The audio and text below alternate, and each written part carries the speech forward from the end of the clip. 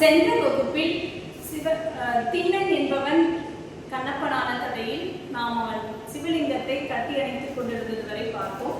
இப்போது அவனுடைய பக்தி உணர்வு மேம்பட, அவனுடைய பக்தி உணர்வை இந்த உலகத்திற்கு தெரிவிக்க சிவனுடைய திருவிளையாடல்களில் என்ன நடக்கிறது என்பதை பார்ப்போம்.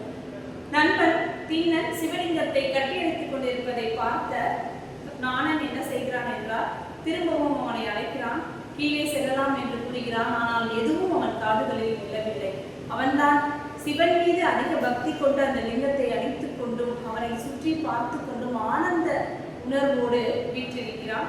அப்போது நினைக்கிறான், இவருக்கு பசிக்குமே, என்ன செய்வது என்று. நீரருந்த வேண்டுமே. இவருடைய நிலைகளை உணர்ந்து லிங்கத்தை ஒரு உருவமாக, ஒரு உணர்வாக, ஒரு உணர்வுடைய மனிதனாக நினைக்கிறான்.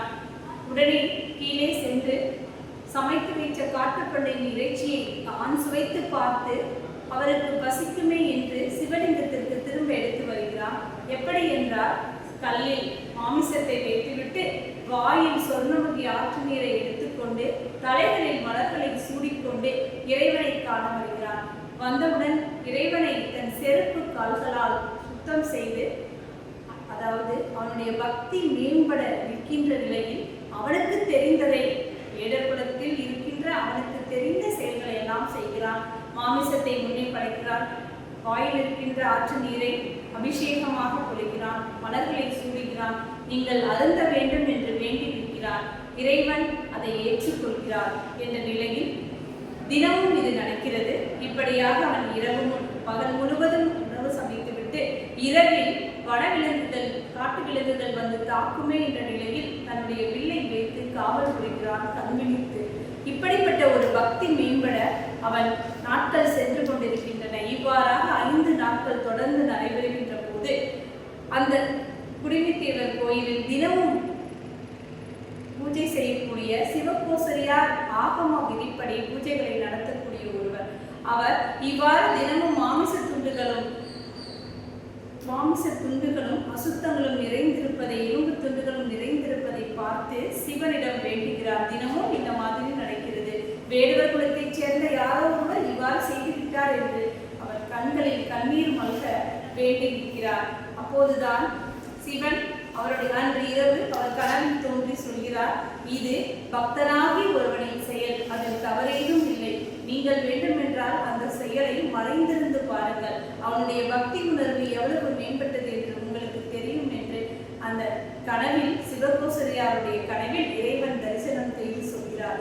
இவனுக்காக இறைவன் தரிசனம் செய்கிறான் என்ற நிலையில் சிவகோசரியாரும் அடுத்த நாள் லிங்கத்தின் பூஜை செய்துவிட்டு அதற்கு பின் இருக்கின்ற மரத்தில் மறைந்திருந்து காண்கிறார்.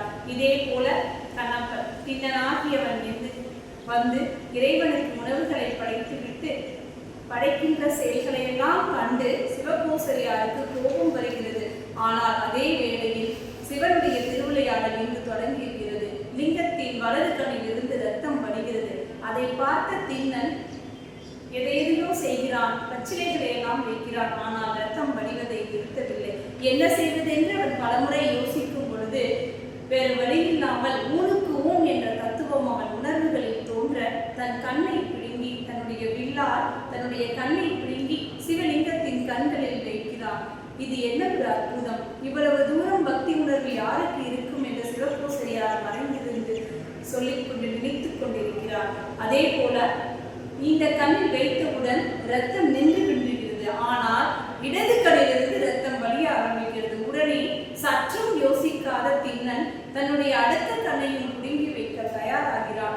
ஆனால் 2 கண்களையும் புடுங்கிவிட்டால் தனக்கு பார்வை தெரியாது, எப்படி வைக்க வேண்டும் என்ற நிலையில் தன்னுடைய காலை தூக்கி லிங்கத்தின் கண்ணில், வலது கண்ணில் வைத்துவிட்டு இடது கண்ணை புடுங்கி இடது கண்ணில் வைக்கிறான். அப்படி வைக்கும் பொழுதுதான் அவனுடைய நிலைகளை, தன்னை மறந்து தன் உயிரை கொடுக்கின்ற நிலைகளையும் அறிந்த சிவபெருமான் கண்ணப்பா என்று அழைக்கிறார். 3 முறை கூறுகிறார். அன்றிலிருந்துதான் திண்ணன் கண்ணப்பனாகிறான். சிவபெருமானுடைய தரிசனம் பெற்ற வேடுவன் இந்த உலகத்தில் மிகப்பெரிய பக்தி உணர்வுக்கு சாட்சியாக இருக்கிறார். எதிர்பார்ப்பற்ற அன்பு, அன்பின் வெளிப்பாடு, எதை வேண்டும் என்று கேட்காமல் இறைவனே அனைத்தும் என்ற சரணாகதி தத்துவம் தான் பக்தி உணர்வு என்பதை இந்த கண்ணப்ப நாயனார் புராணம் விளக்குகிறது. கண்ணை கொடுக்கிறார், இறைவன் தரிசனம் தருகிறார். சிவகோசரியார் இவருடைய பக்தியை மெச்சி நிற்கிறார். பக்தி உணர்வு மேம்பட கவி சொட்ட சொட்ட காவியங்களை படைக்கின்ற சேக்கிழார் எழுதிய இந்த காப்பியம் பெருங்காப்பியமாக புகழ்கிறது என்றார். ஒவ்வொரு அடியவர்களும் இந்த அளவில் பக்தியை தன்னளவில் உள்ள அந்தனதம் அடியவருக்கும் அடியவர் என்ற நிலைகளில் பக்தி உணர்வை வெளிப்படுத்தக்கூடிய ஒரு காப்பியமாக இந்த காப்பியம் விளங்குகிறது.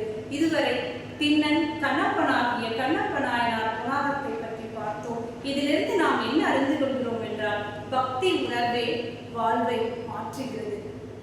இதை எதிர்பார்ப்பும் இல்லாத அன்பின் வெளிப்பாடு மிக உணர்ந்த பக்தி என்பதை அறிந்து கொள்கிறோம். நன்றி, வணக்கம்.